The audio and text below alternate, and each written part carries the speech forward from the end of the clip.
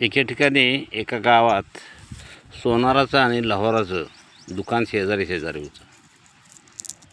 दोघांचाही धंदा चालू होता. सोनार काम करायचा, स्वतः लोहार आपलं काम करायचा. एक दिवशी लोहाराच्या दुकानातून लोखंडाचा एक छोटासा तुकडा उडून सोनाराच्या दुकानात गेला. शेजारीच सोन्याचा तुकडा पडला होता. तर त्या दोघांमध्ये चर्चा सुरू झाली.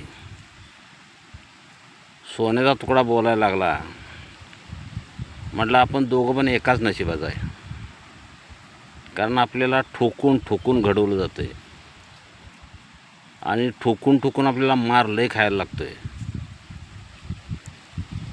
यावर लोखंडाचा तुकडा म्हणाला, खरं आहे तुझं, पण एक गोष्ट मात्र नक्की आहे की तुझं नशीब वेगळं आहे, माझं नशीब वेगळं आहे.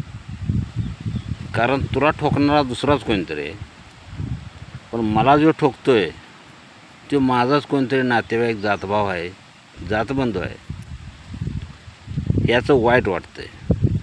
परक्यानं ठोकलं असतं तर वाईट नसतं वाटलं, पण आपलाच जातभाव आपल्याला ठोकतो याचं वाईट वाटतंय.